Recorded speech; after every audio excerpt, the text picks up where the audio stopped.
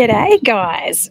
Excuse me. Good morning. It is Ronelle here from Adventure Life Oz, and I am coming to you live from the mighty Murray River.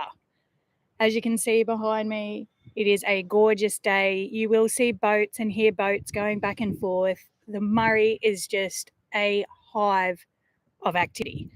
It is such a beautiful spot, and even though it's super busy on the river, it's not like it's constant, that droning of, oh, another boat, another boat, another boat. It's actually just a beautiful, beautiful spot. And the boats that do go back and forth with people kneeboarding, water skiing, wakeboarding, tubing, fishing, it's actually awesome and really, really nice. So that's where we are coming to you from, the mighty Murray River. Now, I just have to preface this live quickly with Stevie. She's still asleep. She is that kid who loves a good sleep in, which, you know what, cannot complain. Having said that, we are toilet training at the moment. So when she does wake up, I'll have to just quickly bail for 30 seconds, maybe a minute, to help her with her toileting, and then I'll be back and she'll be chilling, drinking her cup of milk, which she gets every morning. She loves her cow's milk. And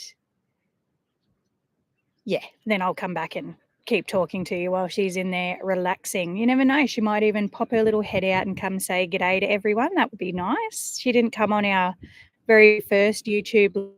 So for those on YouTube and for those on TikTok, I'm running parallel lives. So TikTok, YouTube. So I'll be bouncing back and forth. So don't think I'm not talking to you at any point in time. I'm just talking to a different audience. If you're liking it, give it a double tap. I love it, even though we've just started. So yeah, that'll be what happens when the kid wakes up. Hopefully she does join us though and say g'day. She's a beautiful little soul. Love that kid, of course. So you're wondering probably why Mum Nana isn't going to tend to her like she did last live. And that is because Nana is back in Queensland. She is signing contracts for her new home. She's gone into an old people's place, one of those independent living for the old farts. And she's up there getting all the administrative side of the sale, etc., sorted. So she's up there getting situated. She was going to fly back the end of next week, actually, and we're going to then drive back home together because I have obviously a lot of stuff of hers still in the caravan, and there's definitely a lot of stuff I'll be dropping off at my house too. I'm going to be taking full advantage of being back in Queensland. I'll get into the troopy and all that later. So Mum will be heading home, and that's where Mum will be staying then, as well as Tisha. She'll be getting situated in her new house and she'll be chilling there, and it'll just be the kid and I solo, true adventure life style, doing what we do, and that is traveling Australia. So from there, we have to quickly hook over to Western Australia. That is a huge drive. We'll be going across the centre of Australia, essentially. We're going from Brisbane across to Geraldton, so straight across the middle, and then making our way up to Exmouth because I have Swimming with the Whale Sharks booked, and I am not missing out on that bad boy tour. That would be absolutely sick. Not to mention just Exmouth in general is just a stunning place. The Ningaloo up there, never been, only ever seen it on YouTube, so I cannot wait to get over there. We'll be traveling light too. We're going to be dumping a whole heap of stuff back at home. See the boat in the background? How cool. They're blasting their tunes as they go along. Bird in the background. Oh, it's the Murray, guys. It's just such a beautiful, beautiful place. So that's what will be happening travel-wise. It's definitely not been the start of my lap that I envisaged. And that's purely because we've had so many issues with this caravan. So when I'm back in March, I will be dropping the caravan at Vision RV at Coolum. They haven't got back to me. I've left them numerous messages. I've sent in new warranty claims for all the outstanding stuff just to get some form of response. And so far it has been crickets. So I've told them, and I've been asking for months to have a time in March set aside, because there will be outstanding warranty works still to be done on the van. Again, that part of my emails and messages unfortunately were ignored. So I'll be just dropping the van up there for them to fix, whether they like it or not. I'm at the point now where it's just anyone who's ever bought a caravan, and there is a lot of people out here in Australia now that are living this lifestyle and caravanning around. Once manufacturers have their money, that's it. They don't want to know you. And it's an unregulated industry. So everyone is just battling to get warranty work done. And that's not how it should be. So I heard that Vision's after sales warranty support was outstanding, which is another reason why I went with them. I'm struggling a bit, but that could be just because they're busy and, maybe they're crook, they're sick. I'm giving them the benefit of the doubt. So I'll keep trying, because now it's the weekend. I'll be trying again next week. If not, then, I'll have to take things a little bit further, and I will, because I really dislike being treated poorly by companies. It's not fair and it's not right. So I will be taking it further if I need to. So moving on from the caravan dilemma, I'll keep you updated onto how that goes. Absolutely. And hopefully it's just maybe a communication issue at the moment with staff away or whatever. Hopefully it's nothing more sinister than that. Fingers crossed, eh? While I'm there, the Troopy. So I'm getting the J-Max. So for anyone who doesn't know, the Troopy was a V6 back in the day. And to get the big V8, hey Tisha, to get the big V8 engines in them, they had to widen the front end. So the front end and diff is 100 mil wider than the rear diff. Why they haven't fixed that in subsequent years and models, I mean, this is been going on for a very, very long time. So it's not like Toyota haven't had the time to make that rear diff 100 mil longer, wider, so the track is true. So what happens is, and it was very prevalent on Waralty Beach, where when you get in the soft sand, especially when you're towing a caravan, it crab walks up the beach. So instead of going straight, so for you guys there, for TikTok here, instead of going straight, it like the back end kicks and it like goes up sideways, essentially. You're crab walking up the end. So that's okay when you're driving straight and you're staying hooked up and everything with the van and the car. Once you disconnect that car and then you've got to try and reverse it to hitch up and all of those things, it becomes very, very painful. Especially, I don't have a reverse camera in the Troopy, so I have to physically get out when I'm solo, which I am when I'm traveling, get out, walk around the back, check that I'm aligned, keep going, in and out, and it actually takes time and it's incredibly frustrating. So it'll be going to McCormick's 4x4 in Sandgate, and it'll be getting the J-Max rear diff conversion and upgrade. So J-Max is amazing with that.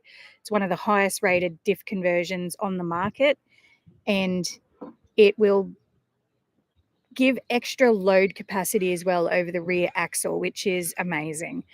Along with that rear diff replacement, I'm getting the there's kids playing in the water.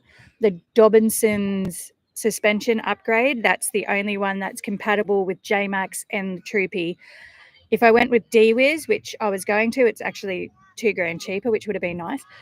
But I wanted J-Max. It has the EFI, ETS or EFI suspension upgrade. So I won't be going that route though, and that was a 3,950 kilo GVM upgrade, whereas the Dobinson gives me an extra 100 kilos and I can get a 4,050 kilo GVM upgrade. So that's going to come in super duper handy. Oh, they're going that way. I was going to say they're in this tube, but it's a couch. It looks sick. Hopefully they hook past in the background. You can see it. Yeah, they're sitting essentially in an inflatable couch getting towed behind the boat. Oh, that's so sick. I remember growing up tubing and skiing and wakeboarding.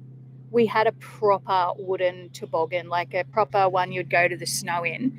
And we had that, we towed that behind the boat, and that was out at Somerset Dam in Queensland near Kilcoy. That was the time back then. A ranger would come around, you'd pay $2 or whatever a night it was to camp there. Now it's a whole more, I think it's like a big four caravan park. So it costs you $1 squillion to stay there, even to go and visit for the day. So it's such a shame they monetize that to the point where it could actually exclude a lot of holiday fun for families that can't afford those exorbitant prices. But anyway, that's an aside to what we were talking about on the Troopy. So I get that 4,050 kilo upgrade, which means I will be, when I kit out the back, it'll have that constant weight. So there's an 800 kilo leaf spring going under it. So you can and should go lighter. So when there's no load, especially with the caravan on it or any weight in the back, it'll actually sit higher in the back and it won't be as comfortable of a ride because there's no weight working those springs, which is what it needs. So, but that's okay. I can easily load up that car in this van. So that's perfectly fine. So I'll be towing the 3-ton van behind it. And then eventually the Troopy will be kitted out in the back with like an entire camping setup.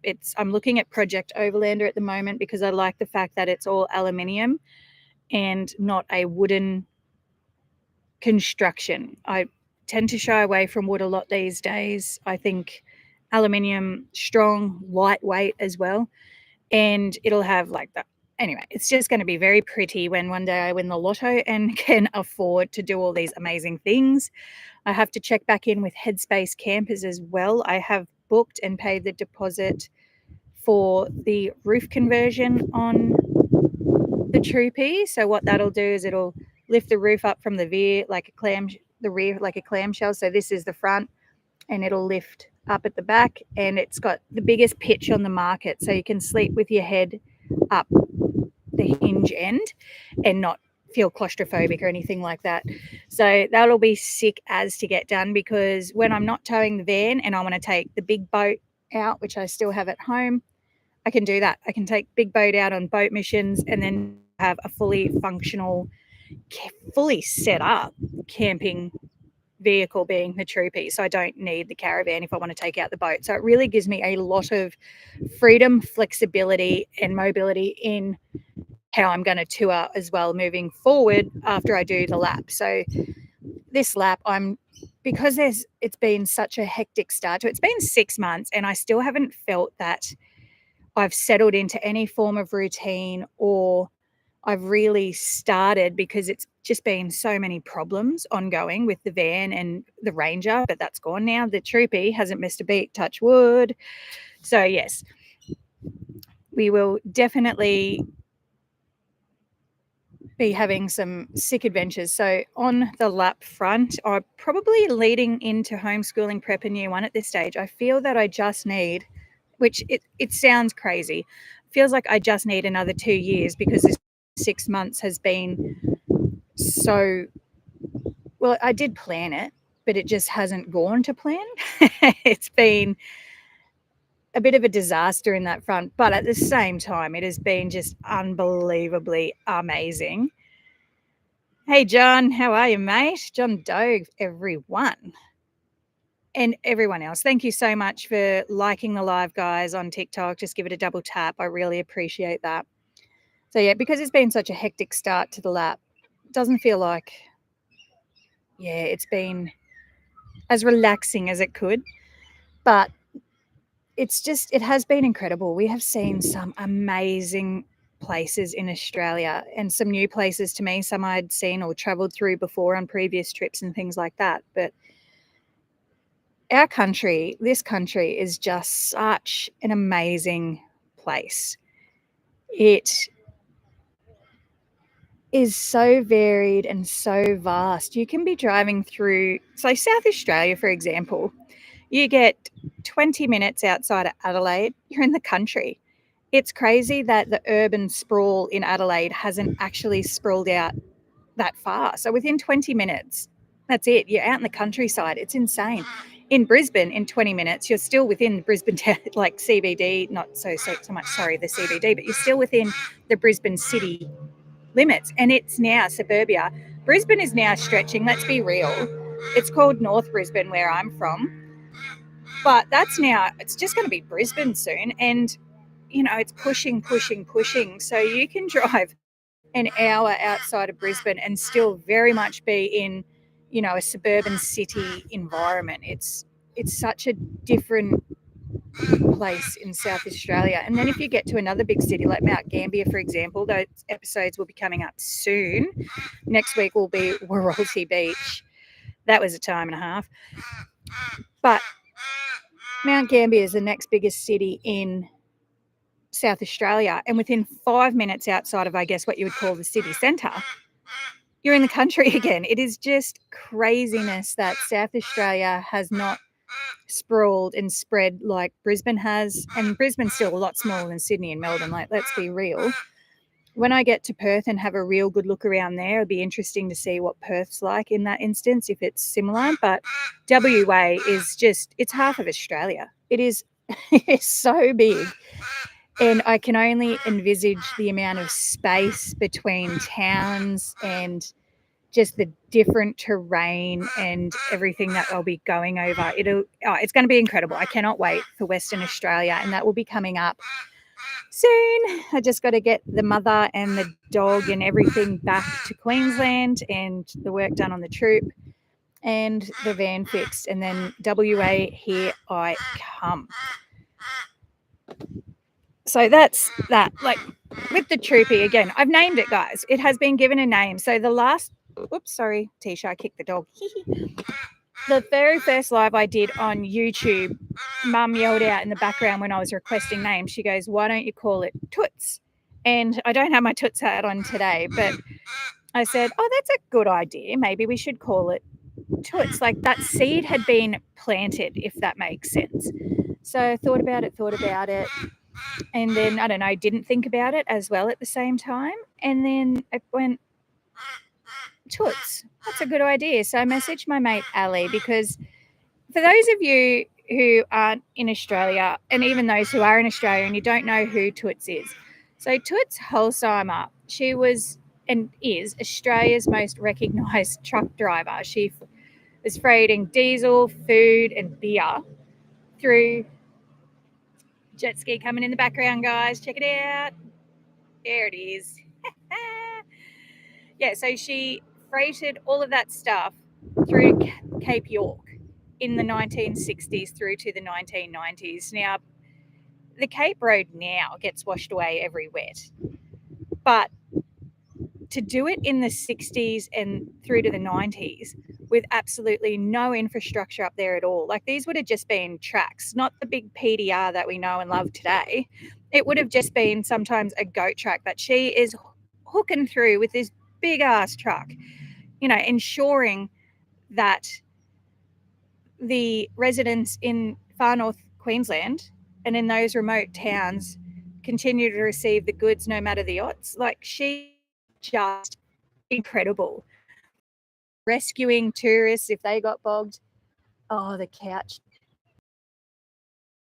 back. It's a shame they haven't come this way. So yeah, she's actually just a living legend in the Australian trucking industry. So she has passed away now. If you haven't heard of her and you're interested in knowing a bit more about her life, like, this woman had her kids up front in the truck with her, like, because it's back in the day, so safety was a thing. She had, I think it was like 10 kids or whatever. Like, she would be breastfeeding while she's not driving naturally, but, you know, while she's still working. Like, she's just incredible. She was a female in a male's world.